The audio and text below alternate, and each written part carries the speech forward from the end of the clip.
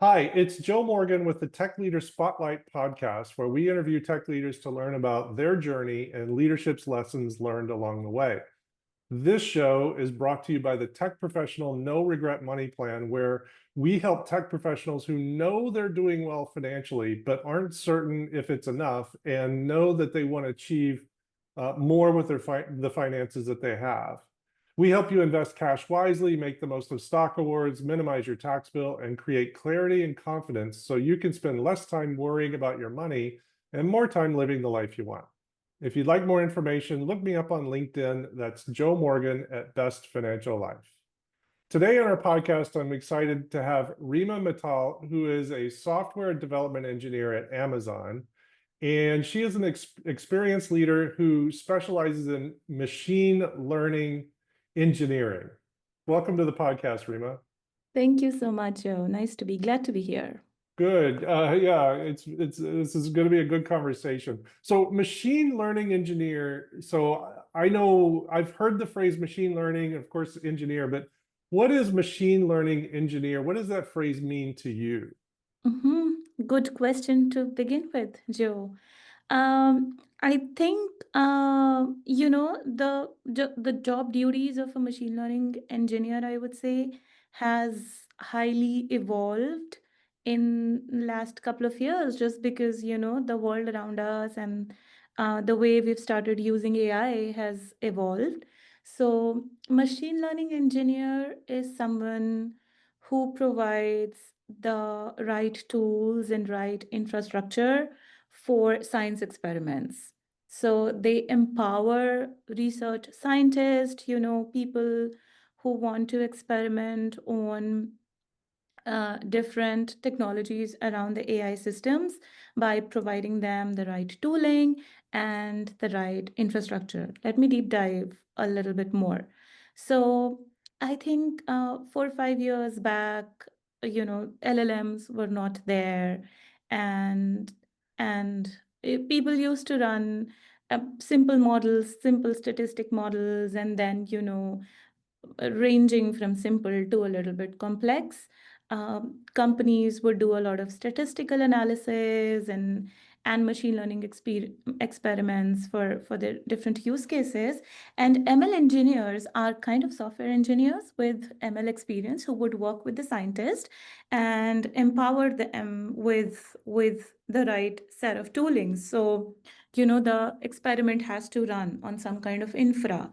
So, who is responsible for automating the pipelines for those models? How do we deploy models? How do the models act in production? How do the training pipelines for the AI models function in a big scale environment? All those are are part of the forte of a machine learning engineer. And nowadays, I think it has become a role of a machine learning engineer has become even more significant, just because LLMs are compute heavy.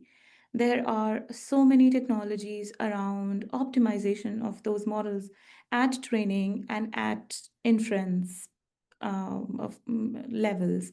So, and these models consume compute like anything, right? It's so costly to run those models, and that is why it is very, very important to have pipelines, optimized pipelines for these models. And I'm talking both in terms of training and inference.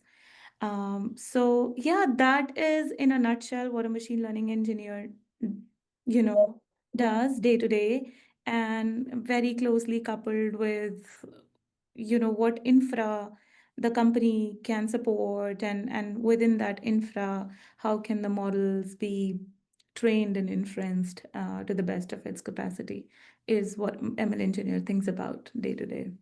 Got it. So, ML engineers provide the tools so the scientists can do their experiments to improve the models, and that's an iterative process, I imagine, Correct. right?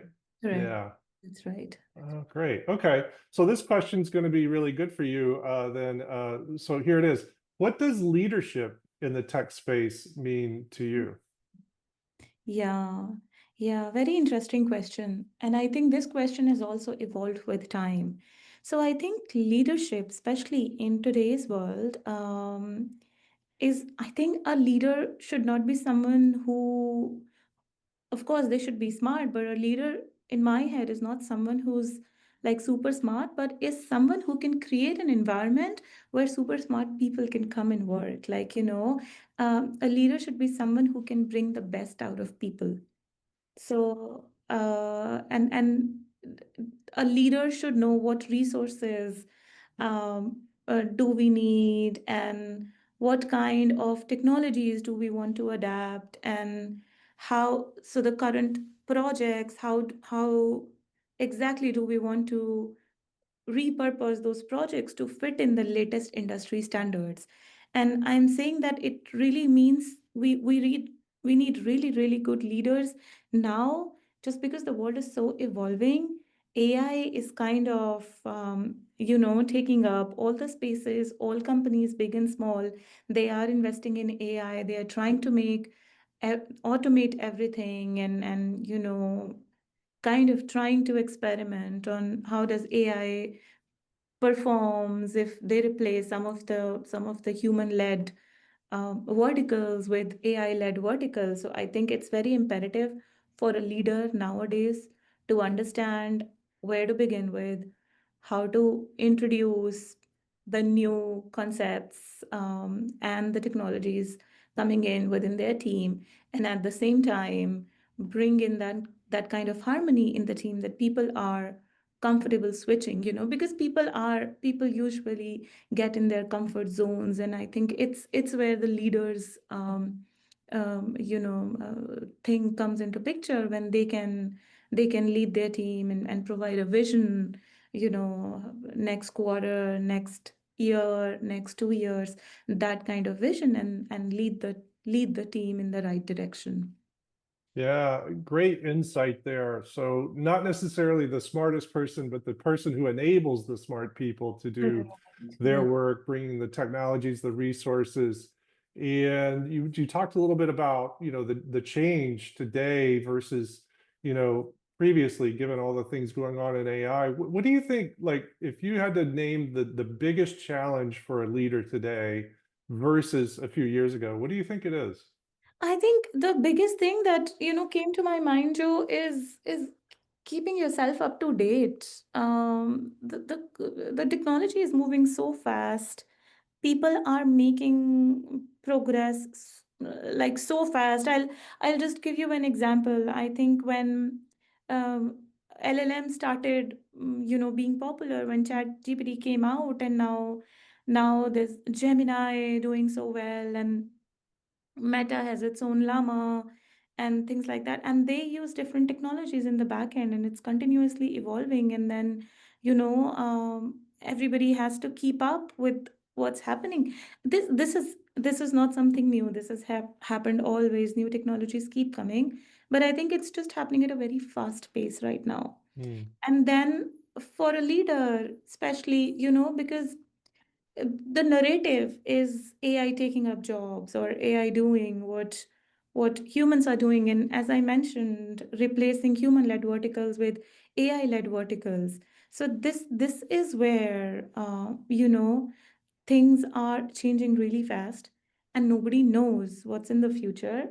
But uh, but yeah, that's the evolving part, and that's a challenge on a good leader, to still keep that pace and build a plan Hmm. for the future as well. So part of that, bringing the resources to the team, the right resources, you've got to know what resources are out there and what's available, and that's always changing and always improving. That's a Yeah, big challenge. correct, and technology wise as well, Yeah. keep, yeah, being up to date, read the latest stuff, and then being up to date. Yeah. Yeah. So with all of that turmoil and the thoughts of AI replacing people, which I'm not entirely convinced that's exactly what's going on with this whole round of layoffs that's happening, because it's Mhm. happening in different industries. It's not just Right. AI connected. But given all of that, what is it that people can do right now, people that are working to help future-proof themselves against layoffs? Because we know layoffs always come out of the blue. Yeah, there are multiple things, Joe, I think on that front. And And that's a very good question. And I think, most of the engineers, most of the tech people today think about it daily. Uh, Hmm. if you were to ask me, first first thing that I would like to touch is how we can financially stabilize ourselves, even if, let's say, worse comes to worse and there is a layoff. The first aspect you would consider that you can still survive even Hmm. with the layoff. So a little bit of financial planning there. Then again, if it's AI, then just be up to date. Start using AI, make AI your friend, and be the master there, so that wherever the world is going, you're going along with it. So you know technically keeping yourself sound and updated and trying out different things in that front, and do not hesitate to bring in new ideas to your team if you think that, okay, we have been doing this thing a certain way, but now we have a different way of doing this. We can automate this stuff. It's good. It's good not to be scared of these things and to embrace those things is what I would say. And the third thing is be ready. Layoffs are real. Meta is doing that today. I think it's all over the news. So just be ready for, like, hope for the best, but prepare for the worst, and be ready. Keep your skills updated. I think that those are the three main areas I would myself do it if, you know, yeah, yeah, Yeah. So I love that. So the three things that I heard, and correct me if I'm wrong, but do a little financial planning so that you have some financial stability yeah, should you lose your income.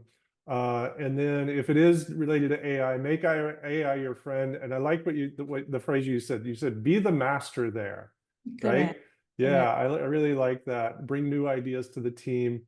And yes, then just be mentally ready, yeah, because it can happen to anybody anytime, and it's not your fault. It's nothing that correct, you've done necessarily. It's just the way that business works when you work for an employer, and yeah. that can happen. Did I get those right? You got those right, and I have to add one more. I Sure. had one more in my mind is build good connections. Mm, Right, because at the end of the day, I know you can have like 1,000 connections on LinkedIn, but not good connections, like not good opportunities. But build good connections with people, help people out when you can. We can be on the other side as well, where, just help people out, spread knowledge, write blogs, write papers, and be out there to help also. Not just always seeking help, but help others as well. yeah, Yeah. that's terrific. Hmm. What's the most important financial decision you've made in your tech career, whether it's about compensation or equity, personal spending, whatever it may be? Hmm. That's the most difficult question, Joe. I I don't know if I made clever financial decisions, but some of the aspects that we can discuss here. First thing is, I think, when you are just beginning your career, you are always, and then when you're always inclined towards more cash versus more equity. I Hmm. think one of a good decision, like just Nvidia, for example, equity pays off sometimes when you wait long enough. So building more equity, more stock options, having diversified profile instead of just keeping cash at hand, helps sometimes. Then another thing I would think of is invest in yourself as well.